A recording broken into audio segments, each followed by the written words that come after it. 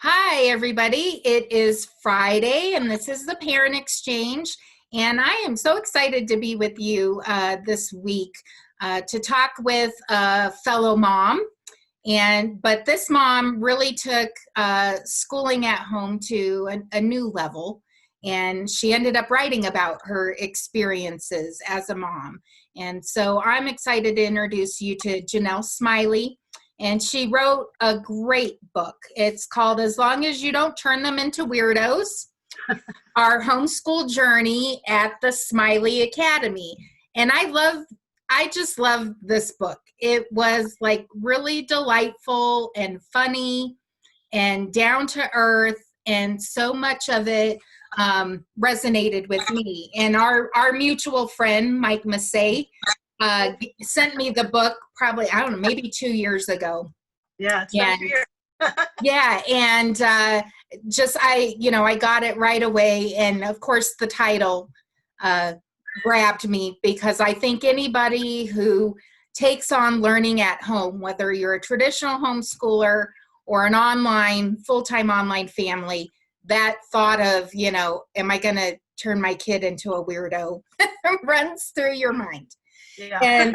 And so and the story, the little in your preface where you talk about the conversation you had with your husband, it made me laugh, and just the same conversation like happened in our house. So I would love, just introduce yourself and tell us a little bit about that conversation that you had with your husband that kind of got this whole journey started for you. Sure. Hi, I'm Janelle, and just a regular mom, not a teacher, not a writer. And so, but that day was after 5 years essentially of hemming and hawing and worrying and wondering if I would turn them into weirdos. Finally made the decision, sat down at the kitchen table with my husband, and those were his words. The title of the book were his words to me.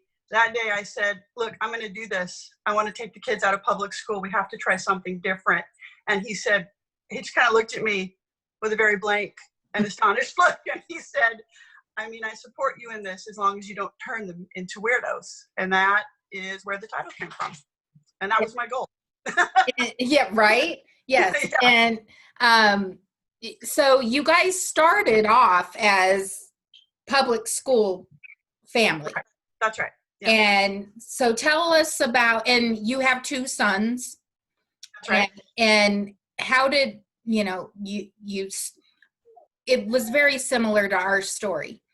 Right. We had kids and they went to public schools, and it wasn't until we figured out that maybe it wasn't working for them individually that we started, and you tried. Like you tried to work the system, and I tried everything. Yeah. Tell us about your public school experience. Well, we loved our school, and my oldest was very excited to start kindergarten. We talked it up, you do that whole thing with your little ones. And kindergarten was fine. It was after kindergarten really that he started to it became very, very clear that this wasn't working right then in first grade. We read a lot already. He was way kind of ahead of the curve, I would say. So I think really what happened was he became very, very bored. I tried to talk with the teachers, all the parent-teacher conferences and all that. I brought up these concerns. He cries every day when he comes home. He's so frustrated. He says he's bored at that very young age. He just didn't think he needed to be there. he already knew all the stuff he was learning. And at school, he started to just kind of underperform because he was so disconnected. And that happened with my youngest as well. That was when I really started to be like, okay, we have to do something. Really, it was just straight boredom. We liked our teachers. We liked the whole school experience. And so it was shocking to us and a lot of struggle. And that's why it took me so long. How many years did it take you to get from kindergarten with your first to deciding we got to do something? How long did you try to make it work?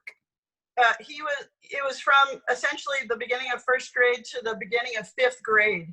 That's how many years. That's how worried I was. I was a public school kid. You just didn't do this. Yeah. People didn't do this because your kids were going to be weird. That was the, the misconception. It still is, for the most part. So I tried really hard. I felt like I was failing. Was the school failing? It didn't seem like it, although they couldn't accommodate learning at a faster pace very well. And they told me that. And they said, we're frustrated too, but we can't really facilitate that with them, So that's the gist of it. We didn't hate school. We didn't hate our teachers.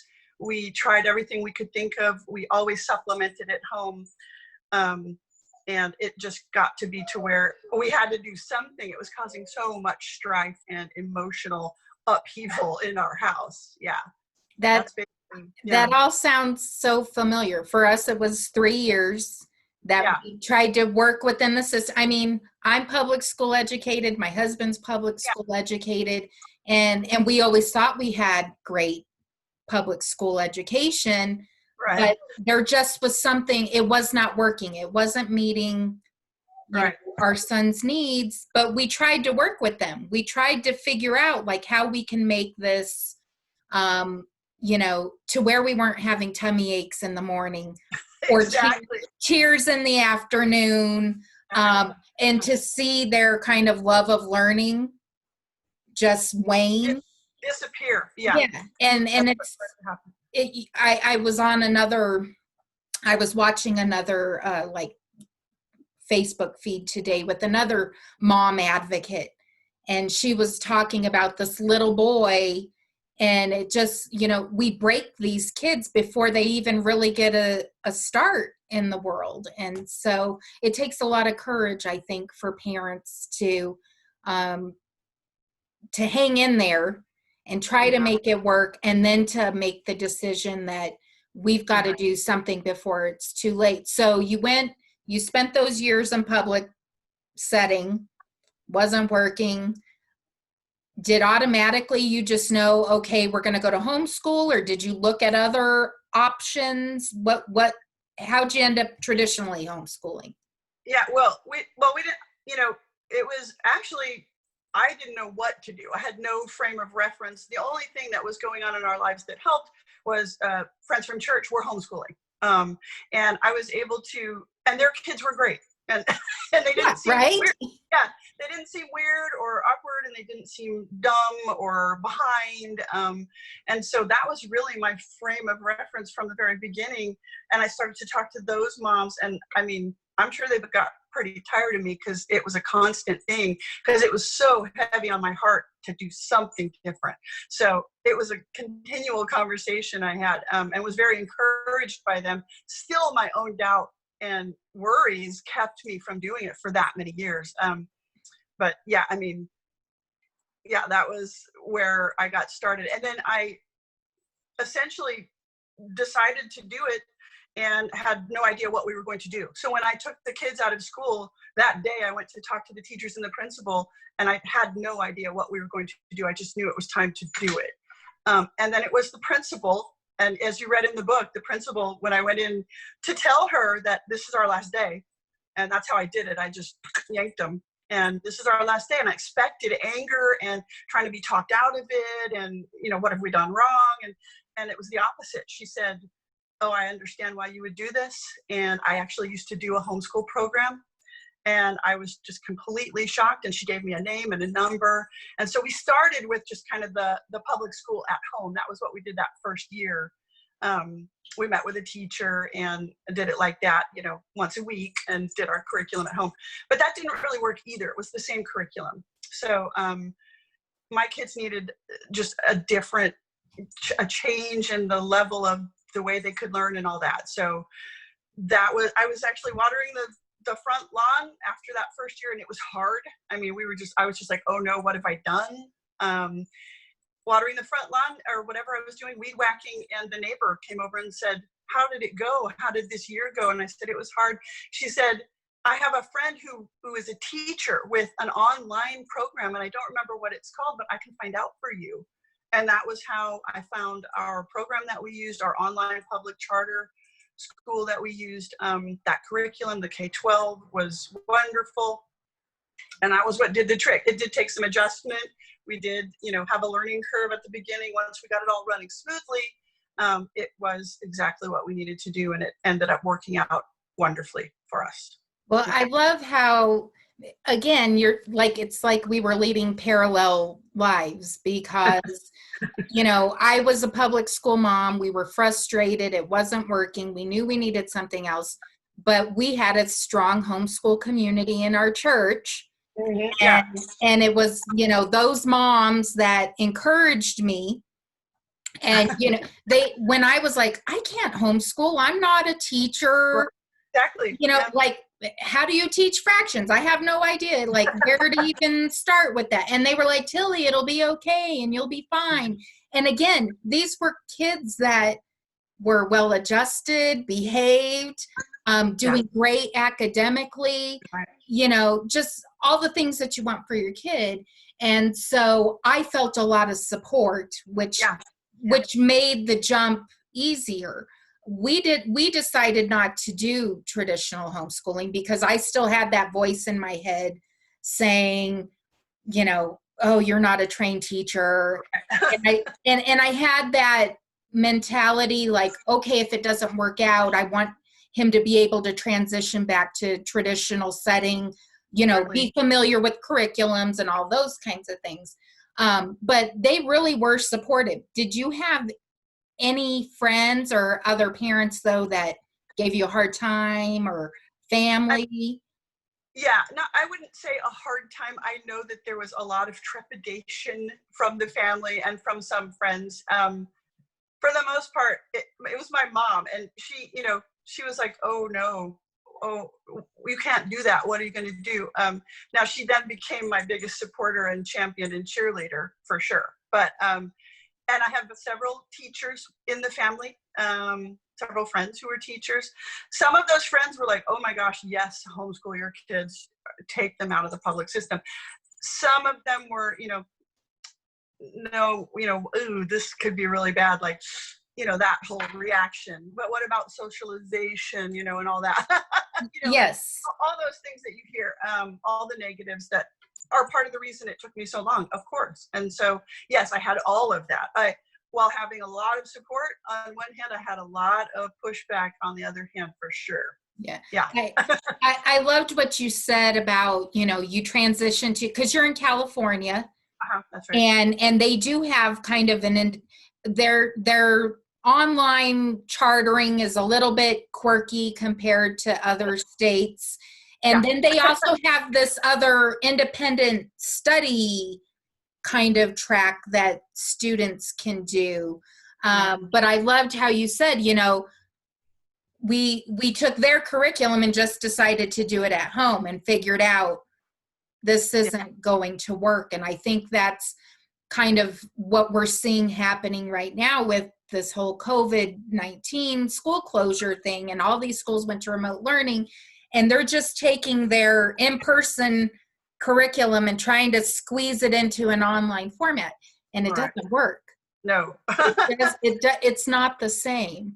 Well, and it's not fair to drop kick teachers who have not been trained to teach this way into the situation, to expect it to be perfect right off the bat and to just continue along in the same line as you were doing there at public school. And that's, how can that not be a disaster? I think some people are doing fine. Some people hate it. I think that reviews are real mixed. And if this is the new normal that we have in our world, then some things need to change. In my opinion, my humble opinion, that they're going to have to teach the teachers how to do this. Families need to be equipped with the equipment to do this. And you have to take a step back. It took us a year really to figure it out.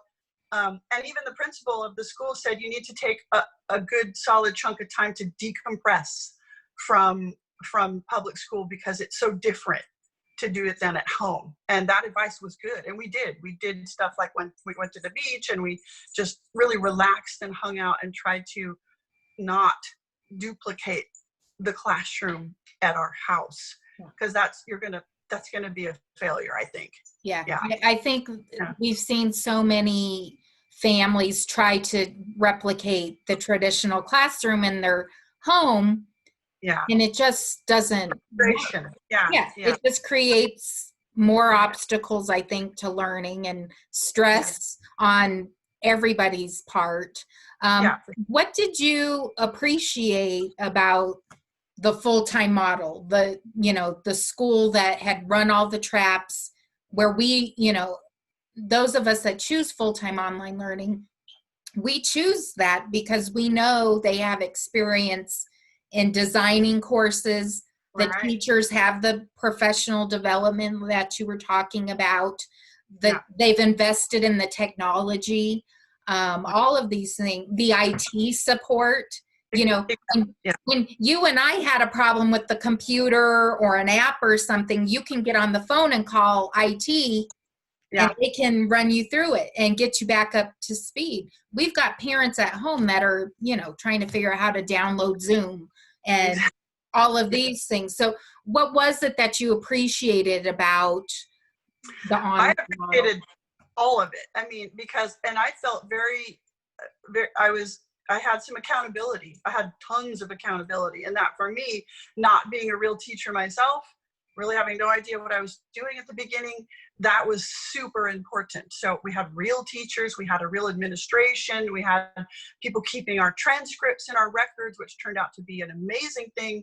Once we started applying to colleges back, 5 years ago, so I mean, it worked for us because of that. Now I know that doesn't work for some people because of that as well. And I have family members, super, super close and dear to me, that are very much about, I don't want to do that kind of school. I want to do my own choices, my own curriculums, my own kind of mishmash of things. And it's working well for them too. And I talk about that in the book, really trying to tunnel vision yourself into one view of how this should go is not a good thing. You need to be kind of open to accepting of how everyone else wants to do it. That's kind of the point. What's best for your kids, and your family. Yeah. So we loved the whole online thing, and that I had real teachers watching out for me and testing of my kids to make sure they were on track, and it worked well for us. Yeah. I think that's the big distinction, where sometimes traditional homeschool families and online families, public school families, get lumped all together. And traditional homeschool families will tell you, we want none of what you just talked about. That's right. We don't want the state curriculum.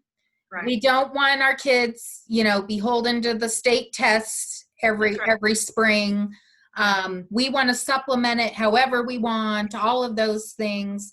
And so that's, like you said, I wanted the accountability to know, and I wanted the support. Exactly. I wanted the support of certified teachers. That's right.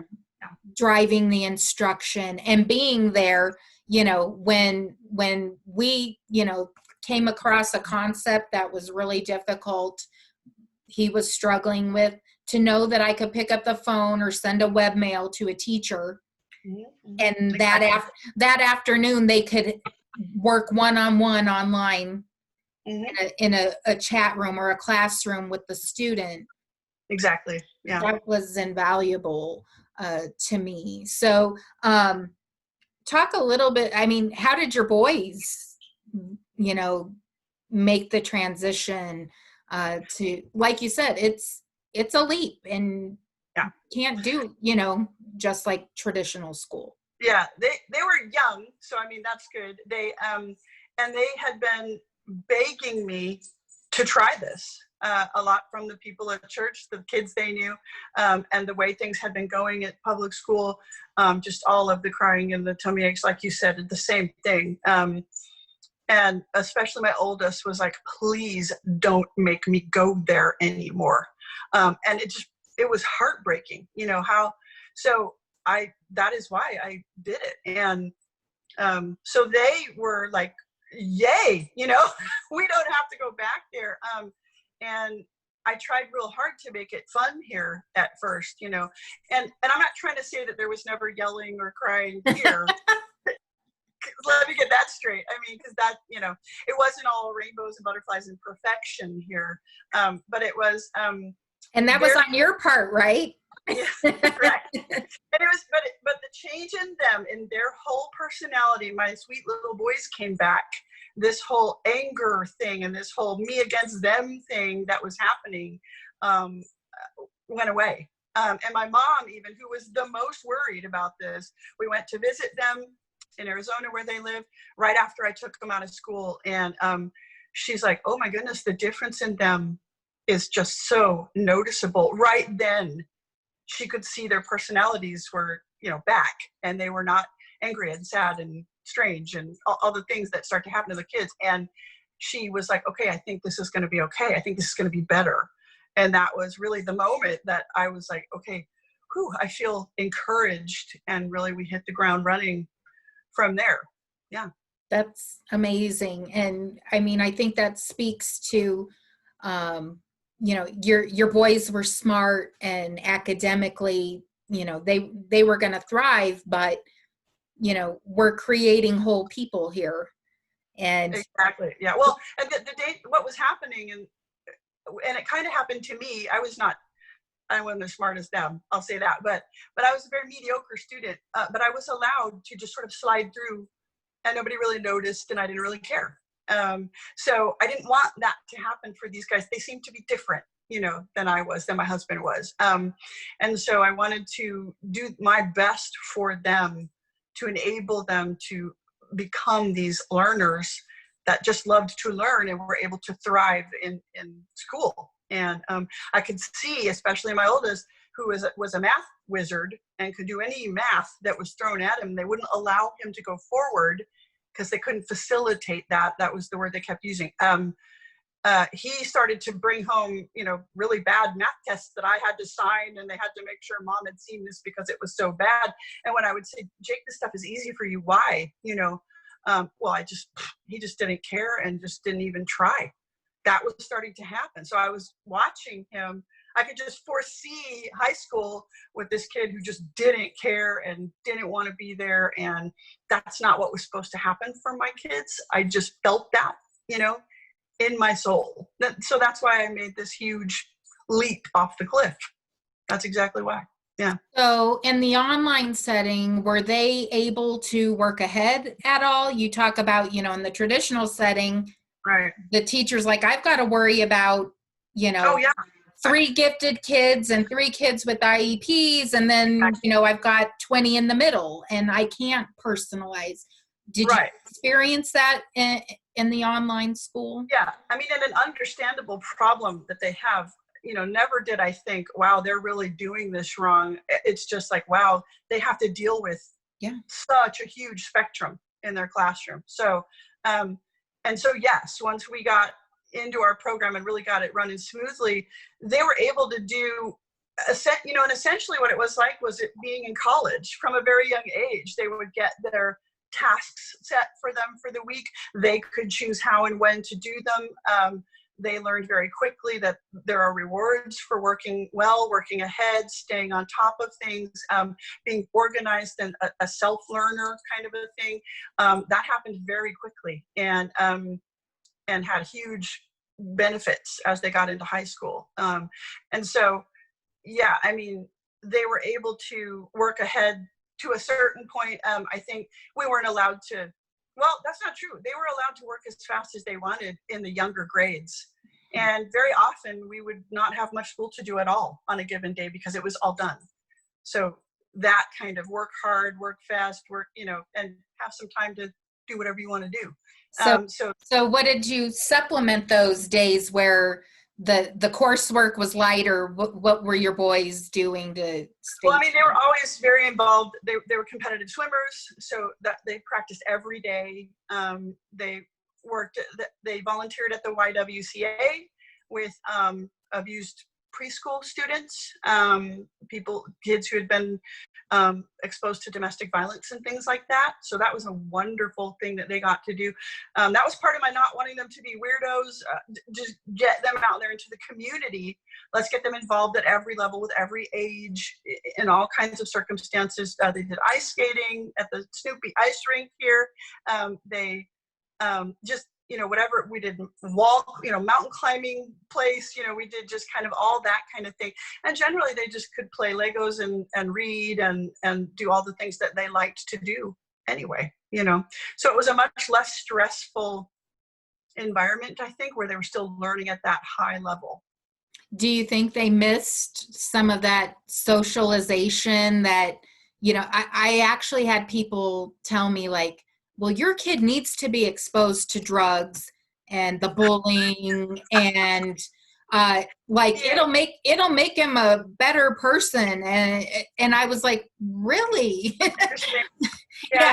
I and never, but what's remarkable, never once did he say like, oh, I really wish I could have that in my life. So Yeah, I never understood that. But how did did they miss out on any of those things?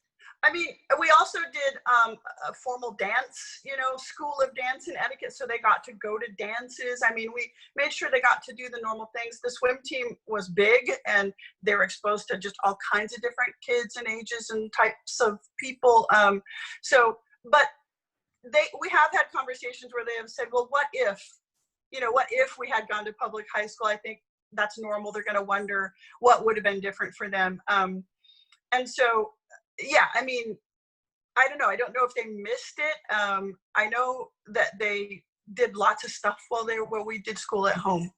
We were very, very busy, and they had all kinds of things that they were doing, and they had friends, and they had, and they didn't have the crying every day to go to school. Yeah. So that was, that was the main thing. So do I wish they had been exposed to drugs and bullying? I think they probably were out there at some point. Now they're in college, so that's definitely out there, but they seem to be handling life just fine. Yeah, so, well adjusted, right? And you can kind of woulda, shoulda, coulda all you want. Yeah. Range of these questions. So I mean, I don't know. That's kind of a hard one to answer. I think it worked out well for us. Do they wish they had gone to public high school? I've never heard them say that. So I don't know. Yeah. I think so, when they talk about socialization, well, there's good socialization and there's bad. And I just preferred the good. Yeah. Yeah. We just decided we'd rather go with the good socialization where, they're getting to know not just people in their own grade, but, varied ages. And like you said, being out in the community, just because you're learning online doesn't mean you learn in isolation. So exactly. That's very different than what people are having to go through now. Isolation schooling is not homeschooling. It's very different. Well, and I think that's where even for our families, we're, people are like, oh, you guys are just fine because you do this all the time. Well, the mechanics are great. Right. But we were out there doing things and being busy like you were with your family. Right. And that's an adjustment. That's hard. Yeah, this is very different, I think. And I'm certainly glad we're not having to do it. You got your boys through before this. So well, although they are, their college is closed, and so they just had to slide right back into online learning, and that was fine. Where people have been struggling and hating it and all that, and they're like, it's kind of the same. Yeah. My son was the same. Like, I thought maybe he might be he misses some professors and that, but just the fact that he goes to online, it's no big deal. What's been different though, he's taken online classes at the community college level and then with University of Colorado, and the quality, I tell online providers all the time, you ruin my kid, because the quality of the instruction and the technology is so much better than what he's experienced at the higher ed level. It's not the same. It's not the same. Yeah, no. Mine have both said that at college, they prefer to be in the classroom. Yeah. I just think higher ed hasn't quite embraced the full potential of what online learning can be, at least in our experience. And I've heard it, and from other folks, it's still very much message board based, and there's not a lot of there's no live instruction. Right. Yeah. And they're missing out. Yeah. Our kids really did get spoiled. My son, his freshman year of college, was like, do they know that they could do this better. I was like, maybe you need to talk to the dean or something. But well, so, go ahead. I think colleges are going to have to bring that along. I think all of education is going to have to decide whether or not this is how we have to learn to do it now. So I think there's going to be some big changes, is what it feels like to me, you know. I hope so. I hope that the traditional systems will kind of lean on our more experienced online providers Yeah. to tap into their expertise, because they're there. I mean, that for 20 years they've been delivering this kind of education now.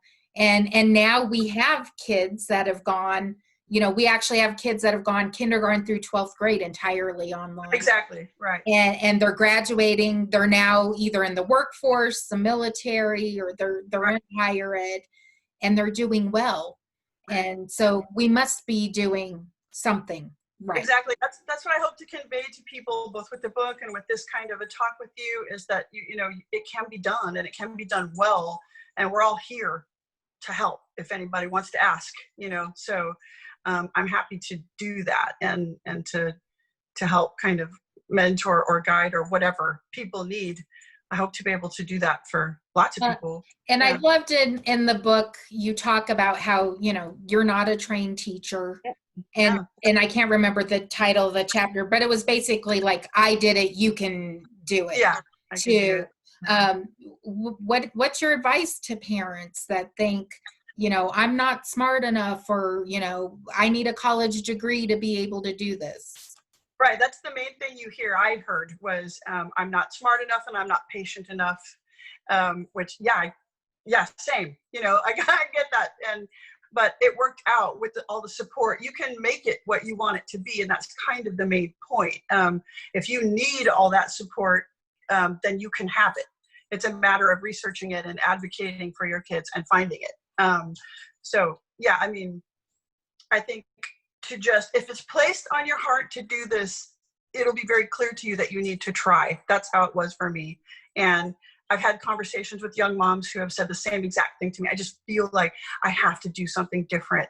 And so if you're at that place, then go ahead and leap off that cliff, because there are lots of people there to catch you, and it will be okay. The other thing I would always say is nobody in our college applying processes, not once did any of those colleges care what happened from K through 8, essentially. They care from 9 through 12.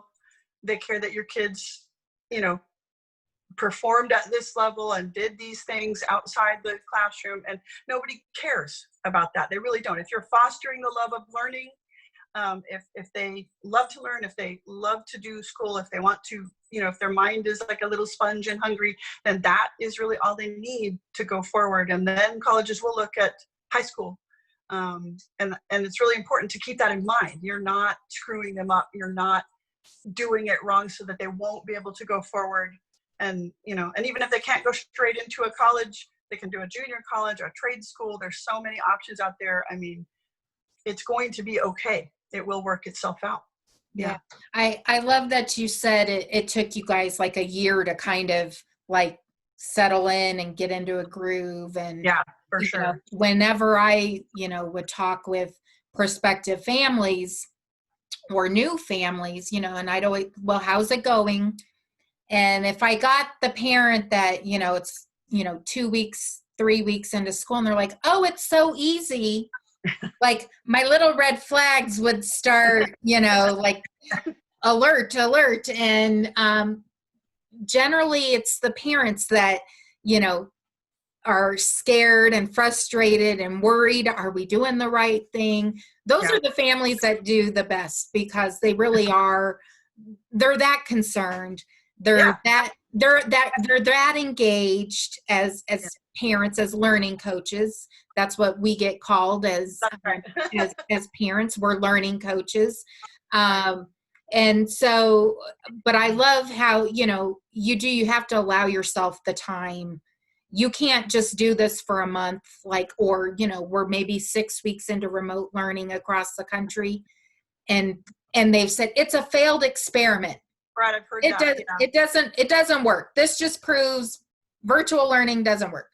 We And didn't really do a very good experiment then. Yeah. right, exactly. And so and I mean, we'll just get beyond the fact that what they're doing isn't really full-time online education. Right. I mean, Yeah.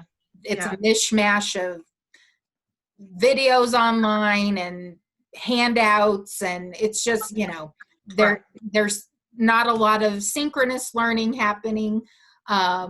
So, but you get beyond that, and yeah, it takes some time to kind of get your bearings and to figure out, you know, I'm sure you experience with your boys, one learned a certain way and had a, you know, certain attitude towards it or how they operated, and the other one was different. Oh, definitely. It's a while to figure that out. That's for sure. And they're very different people. And so, and they're both very, very bright, but they learn very differently and at different grades. So, you know, it's hard. You have to figure it out. Also the tech stuff. Luckily, thankfully, my husband is a tech wizard. So I had that tech guy right, you know, at my fingertips. And so that was nice. I hear parents state that that's the hardest part. We couldn't make this work or that turn on or the scanner go or the thing, you know. So I mean, that would be very frustrating, and it would interrupt your flow of learning in the day for sure. And then everybody's upset and everybody's yelling, and yeah. So I mean, you know, I mean, I saw some meme that was talking about like a parent helping their kid with math, and it was like, if you're not screaming at each other and the kid's not saying, that's not how Mrs. So-and-so does it, are you really doing, you know, math or whatever? And it's not easy. Sadness sometimes. Although my kids were very good at math, and so that was a really good thing. As you read in the book, my scene where I talk about my dad being an aeronautical engineer and not understanding, how can you not understand this, you know, to us, my own siblings and me. Yeah. Yeah. I think that's a pretty common thread. Yeah. And it was similar in our house where dad, you know, would come in for the science experiments or a tech thing. Sure, yeah. You know, but a lot of it fell on me. And in this group, I think 91% of our members and the parent support for online learning are moms. Oh, for sure. I mean, my husband was, you know, his job kept him away a lot. So it was basically all me. And when he could, I'd have him do a little science lesson or whatever, because it was fun, you know, and to bring him into that was a fun thing. And it gave me a break, quite frankly. And so we did that as much as we could. For the most part, it was all me. Yeah. So when you think of it like that, it's daunting for sure. Luckily, we used a program where it wasn't really all me. I had a lot of support. So that made you had it's Teacher Appreciation Week, and you had the supportive teachers. Talk a little bit about the role of teachers in a full-time online model. In our program, basically in the younger grades, we would meet, it was once a quarter. I'd meet with the teacher, they'd come to the house, and I think they kind of wanted to check out the environment to make sure it was okay here and, you know, working well. And she would come in and have the boys read to her, and she would chat with them and ask them about school. We'd have to show her an art project, a science project, you know, a writing sample. So really it was all that accountability, and it was that connection with the real teacher. You know, we have an actual teacher that's helping us. That was in the younger grades. As they got older and up into high school, all the teaching was online, and we did not meet with the teacher in person anymore, because it was, our program did the entire state of California. And they would give these huge lectures, you know, in the Blackboard, you know, online form. And so they had thousands of kids in their classes, but we were able to have one-on-one. They had office hours. They had chat rooms if you needed help. By that time, though, my kids were pretty self-sufficient learners. So high school went, I think, fairly smoothly for us in that way. But yeah, so we appreciated our teachers, definitely. And some of these teachers, you know, my youngest, who is an archaeology major, it was an online high school teacher that did an intro to anthropology class, which you don't get in public school. And he fell in love with that class. He loved that teacher, and that really sort of sparked his, willingness to go forward to college with that major. And he's finishing up his junior year and will be a senior next year. I mean, poof, and my oldest is graduating now from Tulane University in architecture with a master's degree. So, I mean, I would say unequivocally that the way we did school worked. Yeah. I was just having a Twitter exchange with someone who didn't have very nice things to say about online cyber schools, virtual schools. Yeah. And he said something about, fraud, waste, and abuse. Oh. And, he's, just the greatest hits of opposition to it's out there. Yeah. Right. Sure. And, but, I would point to your story and your boys, and, it's not all about those standardized test scores. It's what these kids actually do when they leave school. And my remark to this gentleman was, because he said, like, it's not worth it. And I was like, well, my kid just got a $10,000 scholarship. I think we got our money's worth as parents and taxpayers. What more do you want? He votes, he's in school, like, what more did you want him to get out of his education? How is it not worth it? That's my question. I would love to talk to that person. Just jump on my Twitter feed, Janell, and we'll get him from both sides. But yeah, it's like, and I don't know how much you went through. Our very first year as an online family, they were going to cut the budget, and it would have closed the school. And so that's kind of where my advocacy began, because I had, fought for 3 years to get my son what he needed. And finally we find the online model. And here I am being told, if the governor signs this budget, we're done. Oh, wow. And so, that's where I had to fight. But then you'd also hear, they're standardized test scores. They're not great. Well, did you care about the standardized test scores of some other kid in the school, or were you more concerned with your own student? Exactly. Right. Yeah. And we did do the standardized testing. And the reason we did it is because I liked that gauge. Yes, absolutely. I liked knowing where they were, and they tested, exceedingly well. So, I mean, that ended up leading to them testing well in everything, and in SATs and ACTs. And then, my kids both got like huge scholarships, so, I mean, it was completely worth it. We couldn't have done these schools without these scholarships. That's how worth it was, Yeah. So, yeah. I mean, it just always amazes me where, you, as your boys test well, and I mean, and that's what people need to know. We're public schools. These are public online schools, so they are mandated. They have to meet the same standards. Yeah. But the information I wanted from the standardized test scores was, how was my child doing? What was his growth from the beginning of the year to the end of the year? What was his growth from last year to this year? Right. That's one of the things I like the best about our program is not only were we required to do the standardized testing for the state, we did our own beginning of the year, end of the year testing. I don't remember what they called it, Scantron or something like that. Yeah. So we always saw the growth. So that the standardized testing was one different thing. But this was what was most important. He started at this level this year and ended at this level this year, and then started at this level the next year. We didn't have the giant backsliding. We didn't have and so they always progressed up, and we could always see that. And it was that I appreciated that for sure. I don't know about you, but I know for me, it was wonderful that on any given day, I knew how he was doing. Well, One because I was there. I was, when he was in a class, I might have been washing dishes or I might have been sitting there, but I could hear what was going on. I was in constant communication with his teachers, but also I could see his work every day.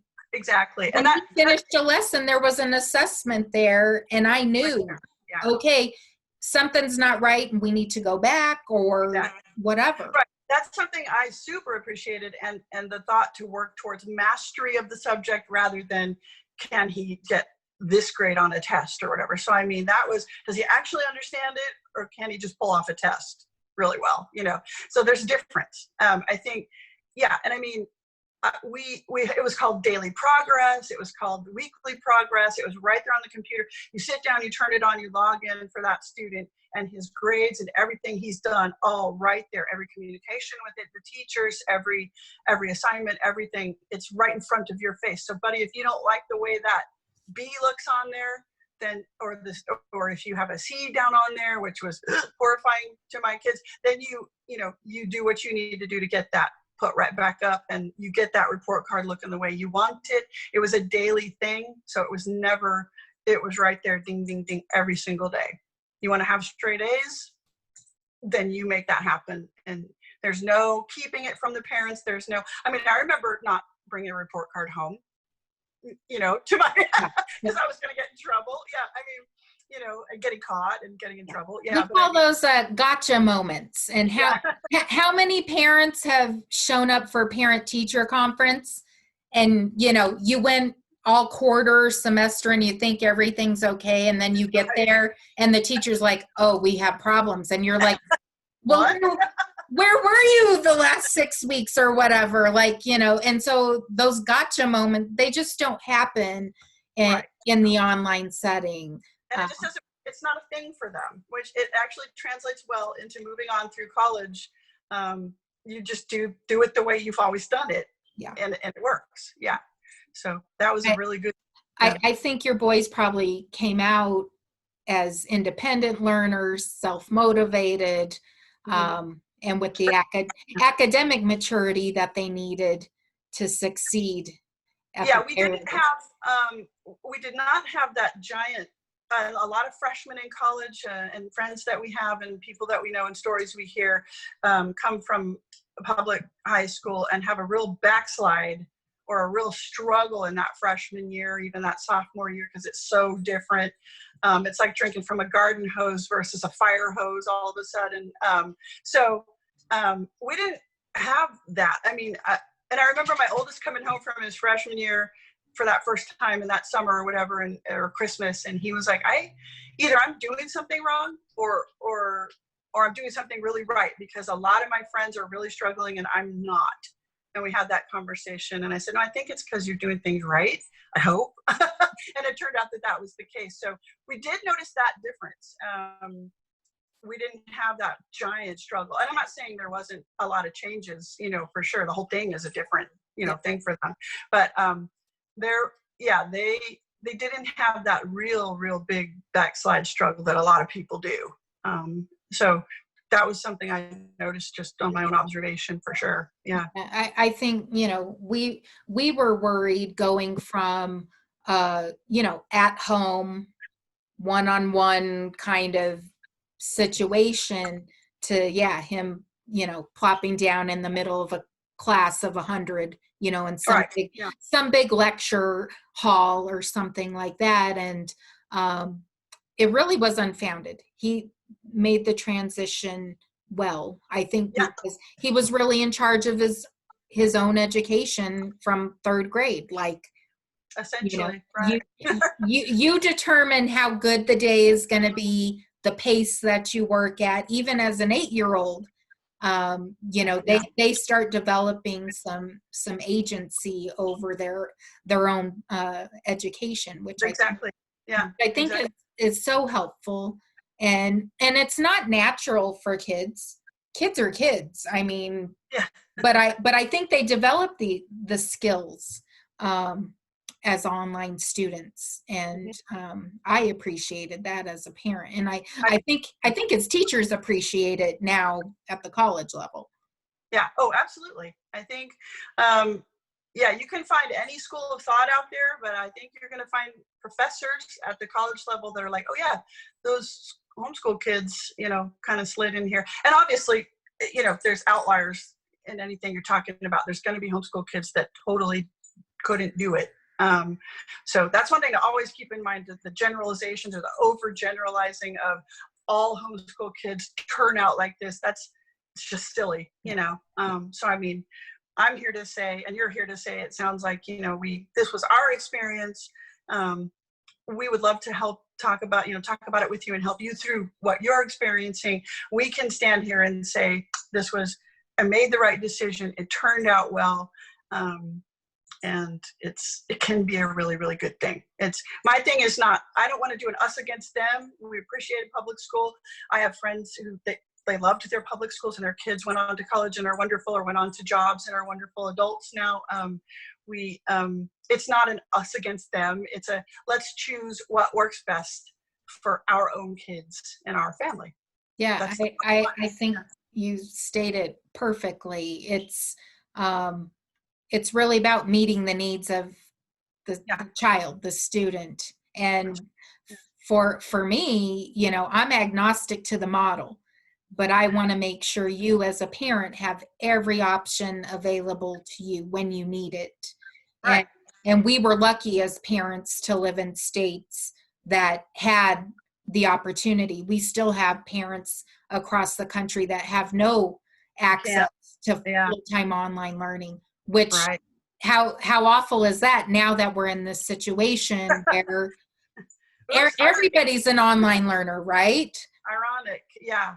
If only that hadn't been the case, I think we wouldn't be seeing this like freak out, and all of this, this was a failure. This is horrible. Hey, if we have another plague next year, what are we going to do? We got to figure it out. So unfortunately, there is an us against them mentality out there, from all aspects of it. So I think, hey, we got to work together to make this work. If this is what we have to do for school, let's make it so that it can work. Yeah. It pains me as an advocate and a parent who's seen it work to see so many families struggling, and to hear, when I hear a parent say, my kid was in front of the computer for 8 hours yesterday. Oh. And we're like, no, that should not be happening. And because they just, they don't have the expertise. And that doesn't mean it can't happen. That I think they've been conditioned to think that your kid's in school for 6, 7, 8 hours a day. So that's what we have to do to check all the boxes or to make it work. And that's just not the case at all. So in high school, my kids were working at real high rigor. They were taking AP and honors classes almost exclusively. And these were like college level classes essentially. And when they were 15, 16 years old, they were able to do it, and they were able to do it in as little as 2 hours in a day, maybe as many as 4.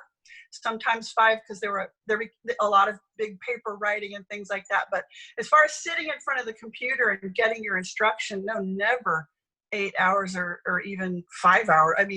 Just never. So, and that made it so we could do all the other things that made our life, good and made them not super weird. Yeah. The things that they loved and make them tick as people, you can put that energy into those things. I always loved that.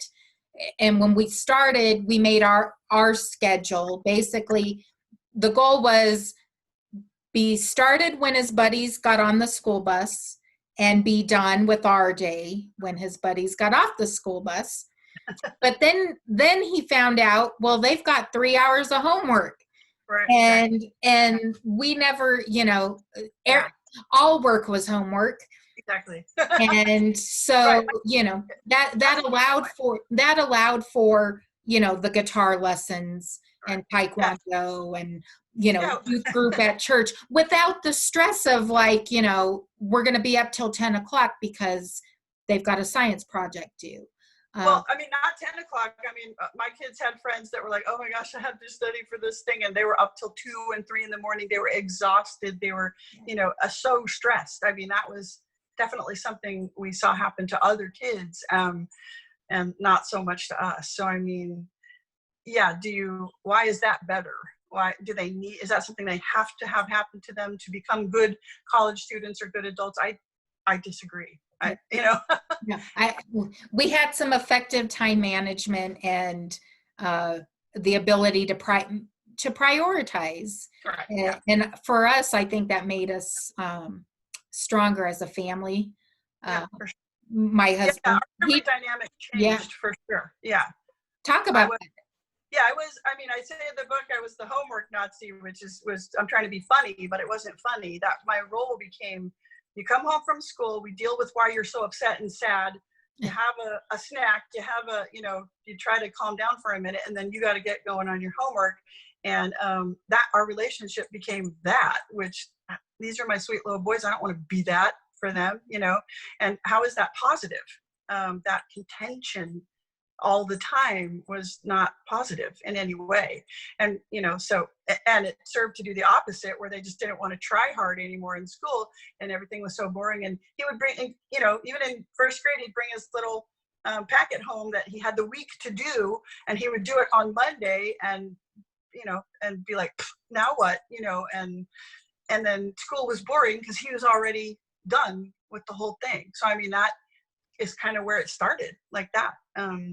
So, I mean, and I was upset with him, all the time, because why are you acting this way? Yeah. So, why can't I figure this out? Yeah. And so it was a huge difference in the whole family dynamic. And that remains to this day. I think we are closer as a family in a lot of ways. I think, going away to college was way harder for us, for my husband and I, because we were, we did it all here and 24/7 kind of together. And so that, my kids were like, yay, adventure and go to college. And we were like, oh, yeah. no.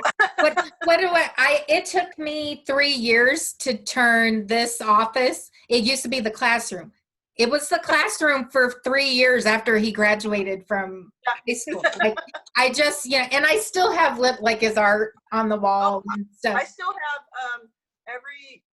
I still have all of their little, they made a dean's list every semester. I have all of that. I have every communication from, everything they did, every little word or thing, I still have all of that stuff. I still have every ACT and SAT study book. I still have the school books. I still have a lot of those on the shelves, and I can't bring myself to, and mine, it's been 5 years. I think you just developed this culture of learning in your home, and it's hard to let it go. And I know I put together, we'd have to turn in portfolios. The school would send a self-addressed envelope, and we would fill it up with his spelling lists and handwriting samples, all those things, and send it in. And then they would send it back, with the teacher's feedback on it and everything. Well, I saved everything. And finally, I don't know, maybe 5 years ago, I went through the lower grades and I just picked out certain things but I kept it all in a portfolio. And when I meet with legislators, I'm like, here you go. This is what we're working on. And yeah, I have my meet with legislators pile, although I've never done that. I would like to try to do that someday, but because I've kept every college communication, every offer, every scholarship offer, every swim team, scholarship offer, I kept all of that, because to me, I call it the college pile. I talk about it in the book, but to me, I can't let that go. I'll never throw that away, because to me, that is the culmination of what we achieve, and how well this can work for families. So I love my college pile. I love it.